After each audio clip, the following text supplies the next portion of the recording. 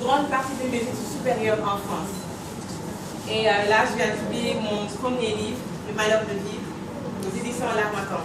On va voir, Richard, comment vous allez avoir sur la parole. Donc moi, toute petite déjà, ma passion c'était la littérature. J'ai eu la chance ou la malchance qu'on m'ait mis un livre entre les mains dès mon plus jeune âge. Et à partir de ce moment-là, plus rien d'autre n'existait. Je parle de malchance parce que je lisais tout le temps. Quand je suis en cours, j'avais toujours un livre sur la table, je n'étais pas concentrée, je ne sais pas. Et plus rien d'autre n'existait que ces quelques feuilles que je tournais et retournais inlassablement. Et c'est tout naturellement que j'ai eu un bac littéraire, mais à ascendance économique, donc un bac L2. Et après mon bac, on m'a orientée vers des études de lettres, des études en affaires internationales. Mais étant une personne qui a relevé les défis, j'ai fait le tour des écoles qui existaient à Dakar. Et je suis allée à l'ISM. Et dans leur programme de cours, j'ai vu qu'ils avaient un programme intitulé Classe préparatoire aux grandes écoles de commerce. Donc le nom était gonflant, il me plaisait, je voulais en savoir plus. Mais toutes les personnes que je rencontrais, des profs, des étudiants, ils me disaient tous que tu n'es pas tout la prépa, c'est pas fait pour toi, tu as un bac littéraire, donc tu devrais t'inscrire dans le parcours classique. Mais j'ai voulu aller en prépa. Parce qu'en général, les étudiants qui sont en prépa, ils ont eu un bac scientifique ou un bac G.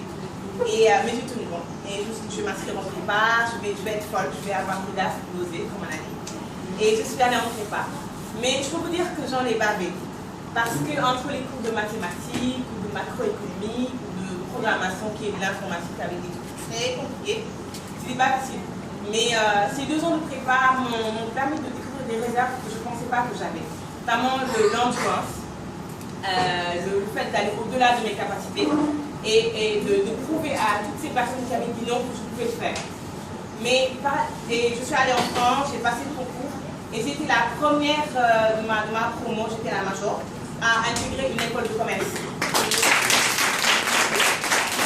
Et je suis allée dans une école dans le nord de la France, à Dunkerque, une école de commerce, où je suis sortie avec un double diplôme en transport et logistique internationale. Et j'ai eu diverses expériences professionnelles en France.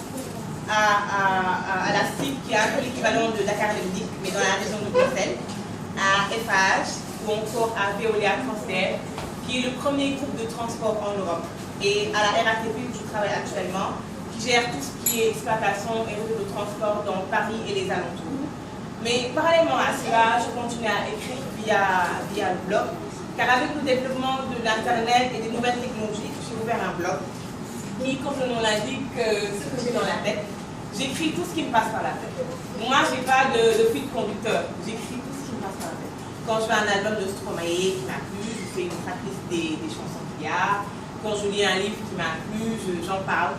Quand il se passe un truc au Sénégal, les inondations, ou le président qui a fait une sortie, j'en parle aussi. Et au fur et à mesure que les gens me lisaient et que le lectorat s'élargissait, on me disait tout le temps, mais tu devrais penser à écrire un livre avec tous les articles qu'il y a dans ton blog et tout. Et c'est ainsi que je m'y suis mise. Et 1 an après, le malheur de vivre est paru. Donc le rêve est devenu réalité. Le rêve est devenu réalité. J'ai écrit le livre et j'en suis très fière parce que ce n'est pas évident au début. Et ce que je voulais partager avec vous, avec ma petite expérience, si modeste soit-elle, c'est que dans la vie d'aujourd'hui, il faut savoir oser. Il faut aller là où les gens disent qu'on échouera, pour leur prouver qu'on peut le faire. Et au-delà de tout ça, pour moi, il est important dans la vie de se référer à des modèles. Et c'est le cas, c'est ce que j'essaie de pratiquer au quotidien, avec des femmes africaines, sénégalaises ou pas, dont le vécu m'inspire et m'encourage fortement à aller de l'avant. Et c'est le cas avec la personne dont cette école porte le nom, Maria Maba, dont le célébrissime ouvrage d'une fille anglaise a été longtemps mon livre de chevet. Car c'est un petit livre, mais un grand livre. Parce qu'il renferme des leçons de vie à chaque page. Et un viatique pour toute jeune fille ou femme qui se respecte. Donc, c'est ce que je voulais vous dire et vous dire aussi que vous êtes des futures femmes.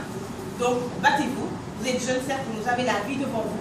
Battez-vous et devenez plus tard des femmes avec une forte valeur ajoutée. Merci de votre parole.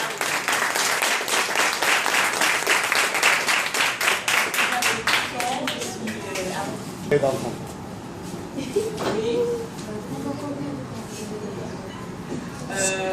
Je l'ai écrit en 6 mois, mais le temps que je l'envoie en mettant des leçons et qu'il me justifie, donc ça a pris 1 an.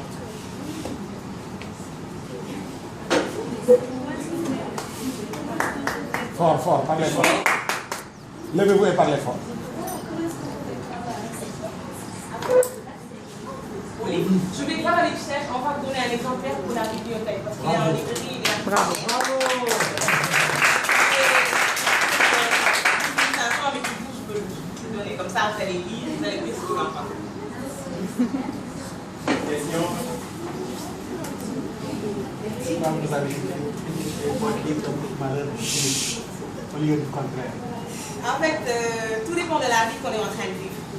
Je ne peux pas vous raconter tout le livre, ça ne pas les gens à lire, mais je vais faire un petit résumé. Le livre est axé autour d'une histoire d'amour entre une jeune Poulard, Sakinata, qui vit en France avec ses parents. Et elle vient au Sénégal, elle rencontre un boy Dakar qui va la travestir. Et de cette rencontre-là, naîtra une petite fille, et puis après Ousmane changera quand il sera en France. Et il va inciter Sakina à prendre un chemin assez tortueux. Elle deviendra une alcoolique, il l'abandonnera. Elle se mettra à errer dans les rues de Dakar. Donc la vie de Sakina, à partir du moment où elle rencontre Ousmane, va être une succession de malheurs.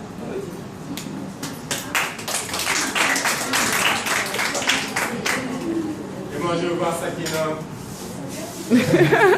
Non, pour être équilibré, je vais aussi faire un petit témoignage de Neifa Toukan. Alors je vais être très bref. Neifa Toukan aussi, je crois que c'est aussi une leçon pour les jeunes filles que vous êtes. Parce que vous la voyez comme ça, elle est super fashion, elle est tout le temps super fashion.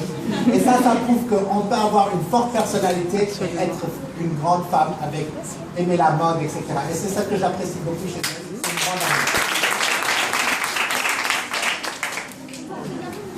Bon, je vais poser la question parce que c'est le premier roman, je vais parler à une autobiographie. Non, il n'est pas question de moi dans le livre. Il y a un vécu de tout ce que je raconte. Alors, tu veux écrire un livre? Moi je veux, mais je n'ai pas de talent littéraire. Voilà, elle est là, il ne faut pas la lâcher, comme ça elle va me donner le petit secret pour rédiger le livre. Merci Neifa, merci d'être venu. Merci.